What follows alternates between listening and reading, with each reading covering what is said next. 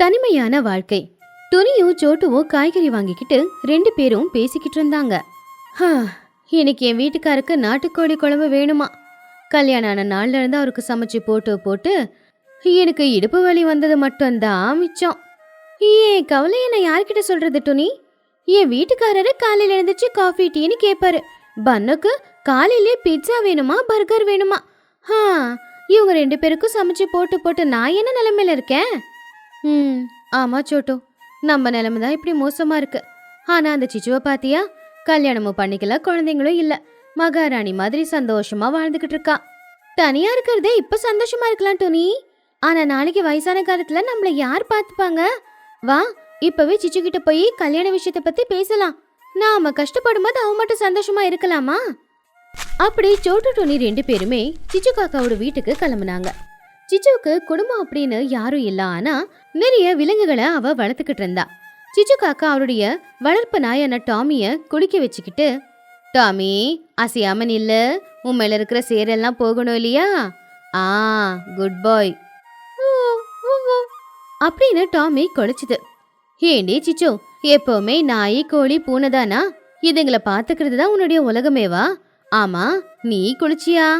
சிச்சு காக்கா சந்தோஷமா, அட வா டோனி, வா சோட்டோ, 2 பேரும் எப்படி இருக்கீங்க?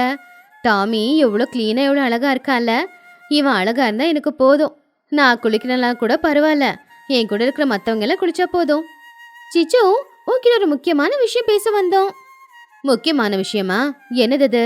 பன்னு ஸ்பெஷலா ஏதாவது சமைச்சு கொடுக்க சொல்லி சொன்னானா, இல்ல உனக்கும் வீட்டுக்காருக்கும் சண்டையா? எங்களை பத்தி பேச வரல சிச்சு, உன்னை பத்தி பேச வந்தோம். உனக்கு வயசாகுதுல, இன்னும் எத்தனை நாளைக்கு தனியாவே இருக்க போற? அதான் உனக்கு கல்யாணம் பண்ணி வைக்கலான்னு முடிவு பண்ணிருக்கோம். கல்யாணமா? எனக்கா? ஐயோ, எனக்கு கல்யாணம் வேண்டாம். இந்த தனிமையான வாழ்க்கையே நல்லா இருக்கு. புள்ள குட்டிங்க புருஷன்னு எந்த தொந்தரவும் இல்ல. இதுல தொந்தரவு என்ன இருக்கு? கல்யாணம் எல்லாரும் தான் பண்ணிக்கணும். உனக்குன்னு ஒரு துணை வேண்டாமா? நாளைக்கு கஷ்டமோ சந்தோஷமோ பகிர்ந்துக்க ஒரு ஆள் வேணும்ல. அதெல்லாம் வேணா சோட்டு. மனுஷங்க ஏமாத்துவாங்க, ஆனா வாயில்லாத ஜீவன்கள் தான் நம்பிக்கையா இருக்கும். எனக்கு கஷ்டம் வந்து நாளும்போது டாமி என்னோட கண்ணீரை தொடச்சி விடுவான். அப்படியே நான் சந்தோஷமா இருக்கும்போது என்னோட ஈஸ்வரன் என் கூட சேர்ந்து டான்ஸ் ஆடுவான். நான் என் ஃபேமிலி கூட தானே இருக்கேன். என்னது ஈஸ்வரனா? அது யாரு சிச்சு? உன்னோட புது பாய் ஃப்ரெண்டா? சிச்சு காக்கா சிரிச்சுக்கிட்டே, பாய் ஃப்ரெண்டெல்லாம் இல்ல, அது என்னோட சேவலு. அவன் பேரு தான் ஈஸ்வரன். அவனை பார்த்தே எப்படி கம்பீரமா நின்னுக்கிட்டு இருக்கான்னு. அவன் தான் இந்த வீட்டுக்கு அலாரமே. அடி பைத்தியக்காரி, எப்ப பாரு நாய் சேவலு மாடு ஆடு. மனுஷங்களுக்கு இது ரிப்ளேஸ்மெண்ட் ஆகுமா? அப்பா அம்மா மாதிரி புருஷன் குழந்தைங்கன்னு வேணும்ல. நீங்க 2 பேரும் கல்யாணத்தை பண்ணி என்னத்தை சாதிச்சிங்க? புருஷன் பிள்ளைங்கன்னு அவங்களுக்காகவே வாழ்க்கையை வாழ்ந்துட்டு இருக்கீங்க. காலையில 4 மணிக்கெல்லாம் எழுந்திருக்கணும். புருஷனுக்கும் குழந்தைங்களுக்கும் என்னென்ன தேவையோ எல்லாம் செய்யணும். ஆனா என்ன பாத்தியா, என் வீட்டுல நான் தான் ராணி. நான் நினைக்கும் போது எழுந்திருப்பேன், நான் நினைக்கும் போது தூங்குவேன். கேள்வி கேட்க ஆளே இல்ல. அப்போ திடீர்னு பன்னு எழுந்திருச்சு முகத்தை கழுவிக்கிட்டு அங்க வந்தான். அவன் கண்ணுல பசி தெரிஞ்சுது. அம்மா, இங்க என்னமா பண்ணிக்கிட்டு இருக்க? எனக்கு பசிக்குது, வீட்டுல சாப்பாடு எதுவும் இல்ல. டேய் பன்னு, இப்பதானடா 10 இட்லி சாப்பிட்ட, அதுக்குள்ள மறுபடியும் பசிக்குதா? அது 10 மினிட்ஸ் பேக்மா, இப்ப மறுபடியும் பசிக்கும்ல.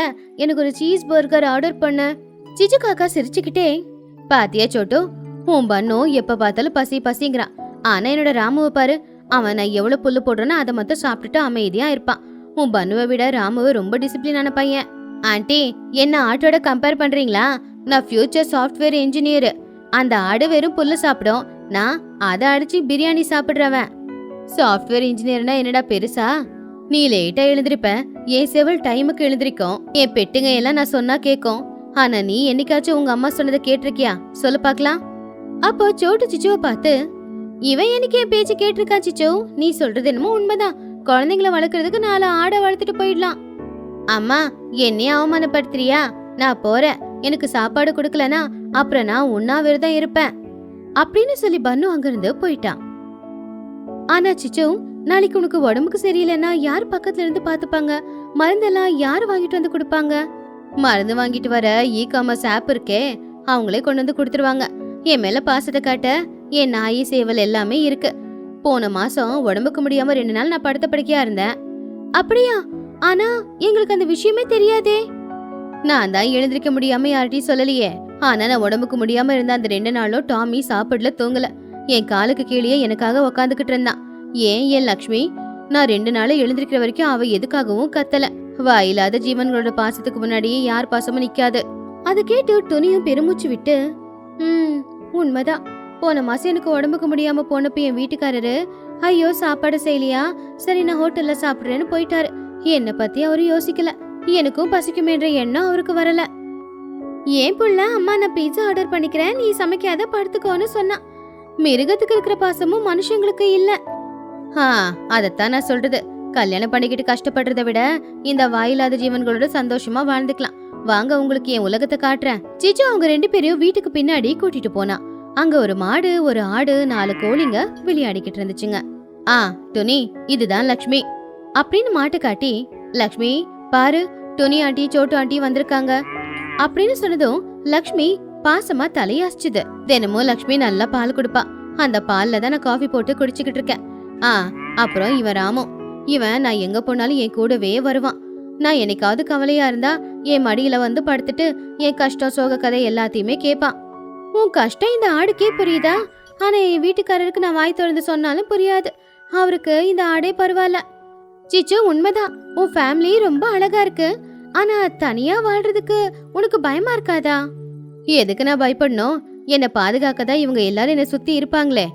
மனுஷங்க நம்ம கிட்ட இருக்கிற சொத்தை பறிக்கவும், நம்ம கிட்ட எது இருந்தாலும் பார்த்து பொறாமப்படவும் தான் இருக்காங்க. ஆனா இந்த விலங்குக அப்படி இல்ல. என்ன பாசமா பாத்துக்கவும், எனக்கு கஷ்டம்னா துணைக்கி நிக்கவும், அது மட்டும்தான் எங்களுக்கு தெரியும். அந்த நேரத்துலதான் அந்த ஊரை சேர்ந்த மகிக்கழுகும் லூசி புறாவும் அங்க வந்தாங்க. அவங்களும் சிச்சுவோட கல்யாணத்தை பத்தி பேசுறதுக்காக தான் அங்க வந்தாங்க. சிச்சோ, என்ன காலையிலே எங்க சத்தம்? துணியும் சோட்டுவும் உனக்கு கல்யாணம் பண்ணி வைக்கலான்னு முடிவு பண்ணி நல்ல விஷயத்த சொல்ல வந்தா நீ ஏன் வேண்டாம் வேண்டான்னு சொல்ற? இப்படி கல்யாணம் பண்ணிக்காம இருக்கிறது ஊருக்கு கெட்டது இல்லையா? இந்த ஊரு என்ன நினைச்சா எனக்கு என்ன? அவங்க என்ன எனக்கு சோறு போடுறாங்களா, இல்ல குடிக்க தண்ணி கொடுக்குறாங்களா? என் வாழ்க்கை இது. என் வாழ்க்கைய என்னையே ஃப்ரீயா வாழ விடுங்க. அப்படி இல்ல சிச்சு, உன்னை பார்த்து சின்ன பசங்க எல்லாரும் கூட நாங்க கல்யாணம் பண்ணிக்க மாட்டோம், பெட்ட வளர்த்துக்கிறோம்ன்றாங்க. இது நம்ம உலகத்துக்கு நல்லது இல்ல. இதுல தப்பு என்ன இருக்கு? கல்யாணம் பண்ணி பொண்டாட்டி புருஷனை விலகி போறதும், அதுக்கப்புறம் பிள்ளைங்க தனித்தனியா இருக்கிறதும் இதெல்லாம் தேவையா? அதுக்காக எல்லாரையும் கல்யாணம் பண்ணிக்க வேண்டான்னு நான் சொல்லல. அவங்கவுங்க விருப்பம் அவங்கவுங்களுடையது. என்ன ஃபோர்ஸ் பண்ணாதீங்க. எனக்கு சுதந்திரம் ரொம்ப முக்கியம். சுதந்திரம் எல்லாம் சரி, உனக்கு வயசான காலத்துல யார் உனக்கு துணையா இருப்பாங்க சொல்லு? மகி, நீங்க சொல்லுங்க. நம்ம பெத்த பிள்ளைங்க கடைசி காலத்துல நம்மள வச்சு காப்பாத்துவாங்க அப்படிங்கிறதுக்கு என்ன கேரண்டி? எத்தனை பேரு தனியா இருக்காங்க, எத்தனை பேரு முதியோர் இல்லத்துல இருக்காங்க. ஆனா என் டாமி, என் ஈஸ்வரன்லாம் அப்படி இல்ல. அவங்க இல்லைனாலும் அவங்க குழந்தைங்க என் கூடவே இருப்பாங்க கடைசி வரைக்கும். ஏன்னா அவங்களுக்கும் என்னை விட்டா வேற யாரும் இருக்க மாட்டாங்கல்ல. சிச்சு சொன்னதை கேட்டு மகிக்கு என்ன பதில் கொடுக்கறதுனே தெரியல. ஏன்னா சிச்சு சொன்னதுல நிஜம் நிறையவே இருந்துச்சு. மகி, சிச்சு சொல்றதுல தப்பில்ல. நாம எல்லாரும் கல்யாணம் பண்ணிக்கிட்டு ஏதோ ஒரு கஷ்டப்பட்டு தானே வாழ்ந்துகிட்டு இருக்கோம். ஆனா அவ அப்படி இல்லையே. எல்லாரு கூட சந்தோஷமா இருக்கா. அவளோட உலகத்துல அவதானே ராணியா இருக்கா. அதானே இந்த விலங்குகள் எல்லாம் சிச்சுவுக்கு கொடுக்கற சந்தோஷத்தை நம்ம ஃபேமிலியா நமக்கு கொடுக்க முடியலையே. சிச்சுவை பார்த்தா இப்ப எனக்கு பொறாமையா இருக்கு. பேசாம நானும் ஒரு நாய்க்குட்டிய வளர்க்க போறேன். சிச்சு சந்தோஷமா, இதுல பொறாமப்பட என்ன இருக்கு சோட்டும்? உங்களுக்கு என்னைக்காச்சும் வீட்டுல ஸ்ட்ரெஸ்ன்னு தோணுச்சுன்னா என் வீட்டுக்கு வாங்க. என் டாமி கூட விளையாடுங்க. கௌரி கொடுக்குற பாலை குடிங்க. ஸ்ட்ரெஸ் எல்லாம் போயிடும். சரி சிச்சு, நீ சந்தோஷமா இருக்க. அப்புறம் கல்யாண பேச்சை கொண்டு வந்து ஒரு சந்தோஷத்தை கெடுக்க நான் விரும்பல. ஆனா ஒரே ஒரு விஷயம் சொல்றேன், ஞாபகத்துல வச்சுக்கோ. இந்த உலகத்துல ஒரு பொண்ணு தனியா வாழ்றது சாதாரண விஷயம் இல்ல. அதுக்கு தைரியம் வேணும். உன்கிட்ட அந்த தைரியம் இருக்கு, அதனால இது பிரச்சனையே இல்ல. ஆமா சிச்சு, நீ ரொம்ப கிரேட். சரி, நாங்க கிளம்புறோம் அப்படின்னு சொல்லி அவங்க 2 பேரும் அங்க இருந்து போயிட்டாங்க. துணிய சோட்டுவும் கூட சிச்சு கூட கொஞ்ச நேரம் பேசிட்டு அதுக்கப்புறமா வீட்டுக்கு கிளம்புனாங்க. சரி சிச்சு, நான் வீட்டுக்கு போய் சமையல் செய்யணும். இல்லனா என் வீட்டுக்காரர் வந்தா கோச்சுப்பாரு. நானும் போகணும். பன்னு ஏற்கனவே பசின்னு வந்து சொல்லிட்டு போயிட்டான். போய் அவனுக்கு சாப்பாடு போடணும். சிச்சு காக்கா சிரிச்சுக்கிட்டே, போங்க போங்க. ஆனா ஒரு விஷயம் ஞாபகத்துல வச்சுக்கோங்க, நான் தனியா வாழல. என்னை சுத்தி இத்தனை சொந்தங்கள் இருக்கு. அதே மாதிரி உங்களுக்கு ஒரு ஃபேமிலி இருக்கு. அந்த ஃபேமிலியோட சந்தோஷமா வாழ்ந்துக்கோங்க. எல்லாரும் அங்கிருந்து போயிட்டாங்க. சிச்சு காக்கா டாமிய கட்டிப்பிடிச்சுக்கிட்டு கௌரியோட தலைய தடவிக்கிட்டு உட்காந்துக்கிட்டு இருந்தா. ரொம்ப சந்தோஷமா இருந்தா. சிச்சு காக்காவோட வாழ்க்கையில இருக்கிற அந்த தனிமையில எவ்வளவு சந்தோஷம் இருக்கு அப்படிங்கிறது சிச்சுவுக்கு தான் தெரியும், வேற யாருக்குமே தெரியாது. மரத்துக்கு கீழே மகிக்கழகு, துணிக்குருவி, சோட்டுக்கிளி உக்காந்துக்கிட்டு இருந்தாங்க. அப்பதான் அந்த பக்கமா சிச்சு காக்கா ஸ்டைலா நடந்துகிட்டு வந்துச்சு. என்ன சிச்சு, காலையில எங்க போய்கிட்டு இருக்க? பெரிய மகாராணி மாதிரி வேலை வெட்டி எதுவும் இல்லையா உனக்கு? எனக்கு என்ன வேலை இருக்க போது சோட்டும்? நான் என்ன உங்களை மாதிரி வேலைக்கு போறவளா? என் வீட்டுக்காரர் துபாயில இருக்காரு, மாசம் மாசம் பணம் அனுப்ப போறாரு. அந்த பணத்துல நான் சந்தோஷமா வீட்டுல உக்காந்துக்கிட்டு இருக்கேன். அப்புறம் என்ன? ஏன் சிச்சோ சும்மா இருக்கணும்? உனக்கு தான் ஊர் எல்லையில 1 ஏக்கர் பூமி இருக்குல்ல, அந்த பூமியில ஏதாவது விளைச்சல் விளைய வைக்கலாம்ல. அந்த பூமி பாவம் சும்மா தானே இருக்கு. என்னது, நான் விவசாயம் செய்யணுமா? ஐயோ, அதெல்லாம் என்னால முடியாது. இந்த வெயில்ல மண்ணுல இறங்கி வேலை செஞ்சா என் ஸ்கின் டோன் என்ன ஆகுறது? இங்க பாரு சிச்சு, விளையிற பூமிய வீணாக்குறது ரொம்ப பெரிய பாவம். உன்னோட பூமிய அப்படியே விட்டு விட்டு அது இப்ப பாழடைஞ்ச ஒரு இடம் மாதிரி ஆயிருக்கு. ஆனா நீ அந்த பூமி தாயை நம்பி பாரு, உன்னை அவ கைவிட மாட்டா.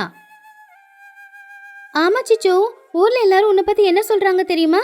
சிச்சு ஒரு சோம்பேறி, அவ எப்பவுமே தின்னுடு தூங்குறதுக்கு மட்டும்தான் லாயக்கு, வேற எதுக்குமே லாயக்கே இல்ல அப்படின்னு கிண்டல் பண்றாங்க. சிச்சு காக்கா கோவமா, என்னது, என்ன பார்த்து சோம்பேறின்னு சொல்றாங்களா? யார் சொன்னாங்க சோட்டோ? அப்பதான் பன்னு அங்க வேகமா ஓடி வந்தான். எல்லாரும் தான் சொல்றாங்க ஆண்டி, அந்த மளிகை கடை கொக்கு அங்கிள் இருக்காருல்ல, அவரே சிச்சுவுக்கு நல்லா சாப்பிட மட்டும்தான் தெரியும், வேற எதுவுமே தெரியாது அப்படின்னு உங்களை பத்தி கமெண்ட் பண்ணாரு.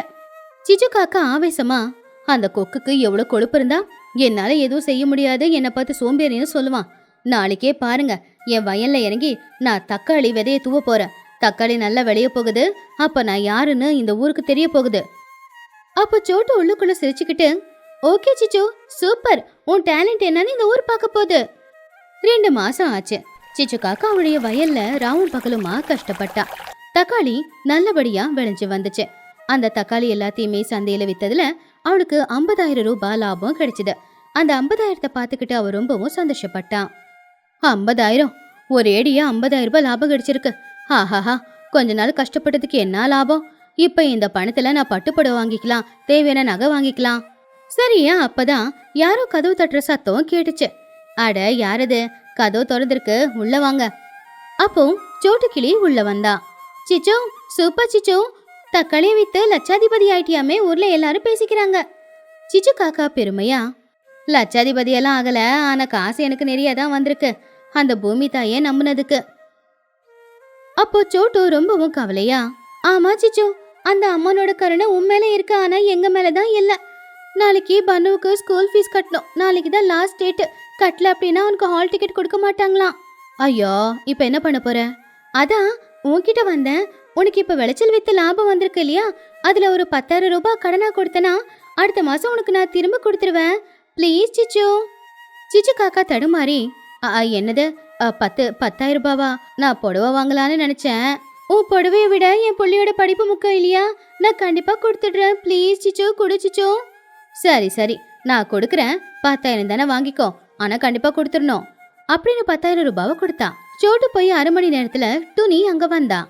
சிச்சு, உன் சக்சஸ பார்த்தா உண்மையிலேயே ரொம்ப பெருமையா இருக்கு. நீ நல்ல உழைப்பாளின்னு காட்டிட்ட.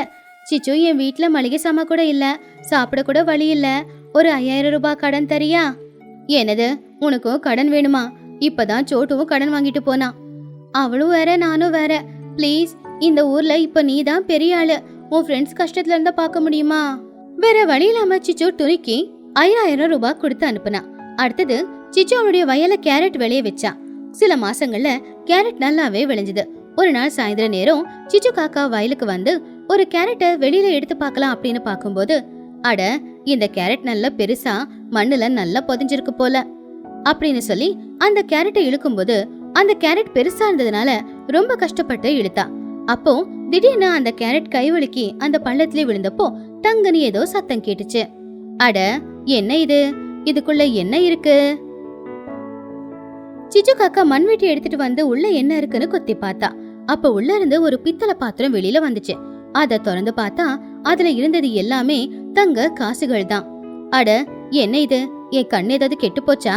இல்ல இல்ல, என் கண்ணு கெட்டு போகல, இது உண்மையிலேயே தங்க காசு. அட கடவுளே, புதையலா? இந்த பூமி தாய் எனக்கு பெரிய உதவி பண்ணிருக்கா. சிச்சு காக்கா அந்த தங்க காசை எடுத்து பார்த்தா. ஒவ்வொன்னும் 100 கிராம் இருக்கும் போல தெரியுது. அந்த புதையல பார்த்த உடனே சிச்சுவுக்கு டான்ஸ் ஆடணும் போல இருந்துச்சு. ஆனா அவ அவளை கண்ட்ரோல் பண்ணிக்கிட்டா. சிச்சு காக்கா மனசுக்குள்ள, அடியே சிச்சு, டான்ஸ் ஆடி எல்லாருக்கும் தெரியப்படுத்திடாத.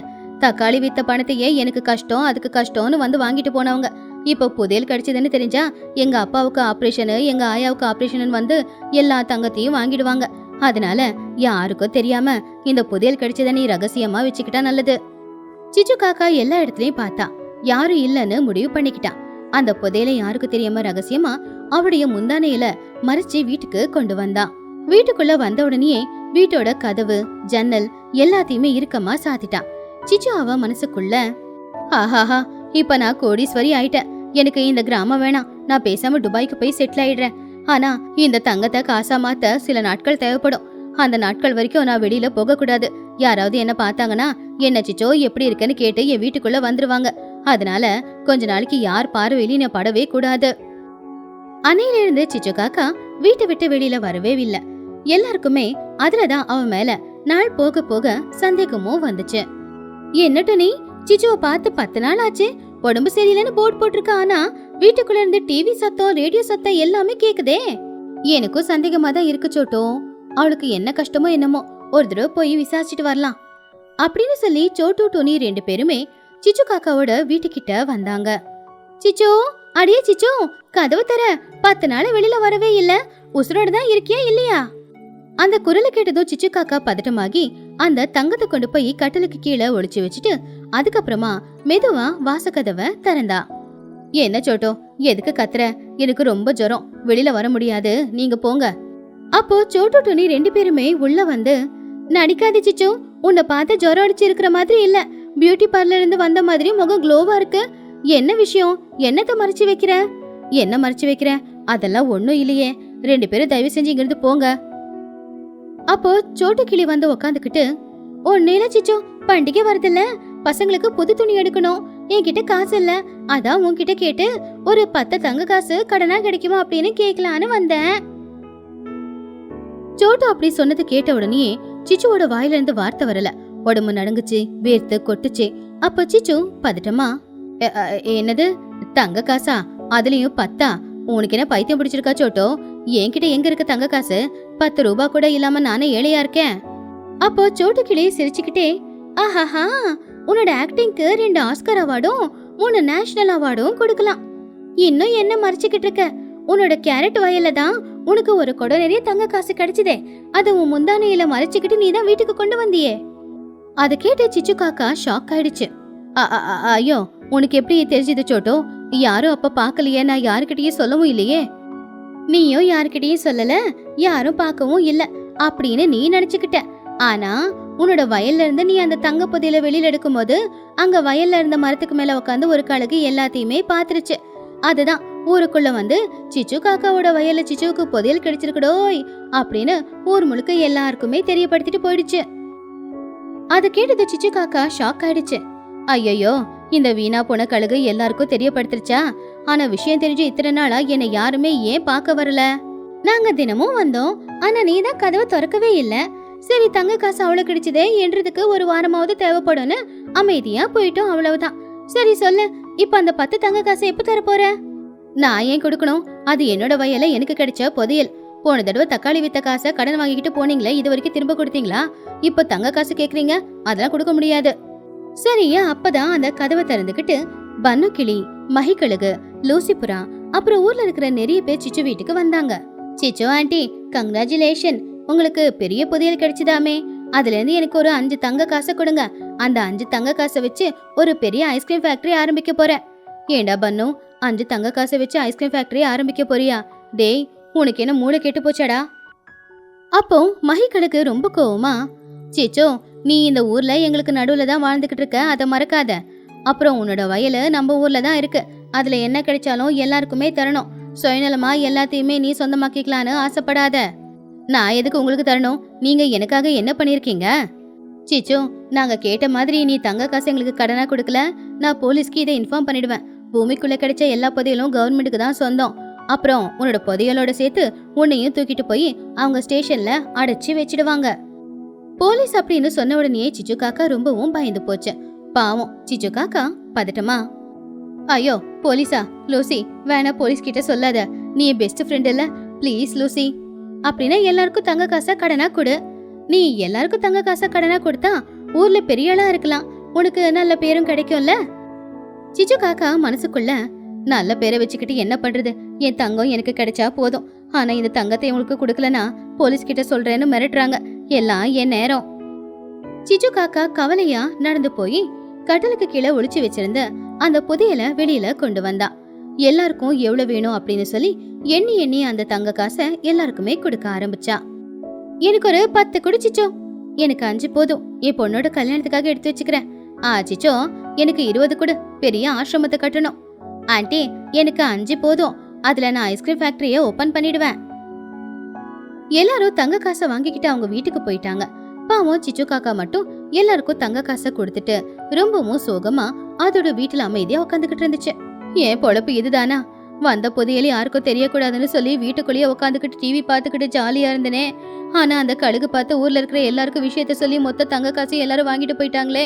தக்காளி வித்த காசையே இன்னும் கொடுக்கலையே. இப்ப இந்த தங்கத்தை இவங்க எல்லாரும் திரும்ப கொடுப்பாங்களோ மாட்டாங்களோ தெரியலையே. சிச்சு கண்ணு தொடச்சுக்கிட்டு மிச்சம் இருக்கிற தங்க காசுகளை எண்ணிக்கிட்டு இருந்தா. கஷ்டப்பட்டு என்னோட வயல்ல நான் கேரட்டை வெளியே வச்சா அந்த பூமி தாயி சந்தோஷப்பட்டு எனக்காக கொடுத்த புதையல் இது. இந்த புதையலை வச்சு என்னெல்லாம் கனவு கண்டேன். ஃப்ளைட் டிக்கெட் வாங்கணும், துபாயில போய் செட்டில் ஆகணும்னு. கடைசியில ட்ரெயின் டிக்கெட் கூட வாங்கி பக்கத்துல இருக்கிற ஊருக்கு கூட போக முடியாது போலியே. இப்படி பிளாக்மெயில் பண்ணி என் புதையல் எல்லாத்தையுமே கடனா வாங்கிட்டு போயிட்டாங்களே. கவலைப்படாதம்மா, கடனா தானமா கொடுத்துருக்க. கடனா? நீ வேறடா, இது வரைக்குமே தக்காளி வித்து நான் எல்லாருக்கும் கொடுத்த பணத்தையே யாரும் திரும்ப கொடுக்கல. இப்போ இது சும்மா வந்த காசாச்சே, இதை திரும்ப கொடுத்துருவாங்களா? இவங்கெல்லாம் கொடுக்குறேன்னு சொன்னா அதை நம்பிக்கிட்டு என்ன உட்கார சொல்றியா? பாவம் சிச்சு காக்கா அவளுக்கு கிடைச்ச புதையல ஊருக்காரங்க எல்லாருக்குமே கொடுத்துட்டு அதை நினைச்சு தேம்பி தேம்பி அழுதுகிட்டு இருந்தா.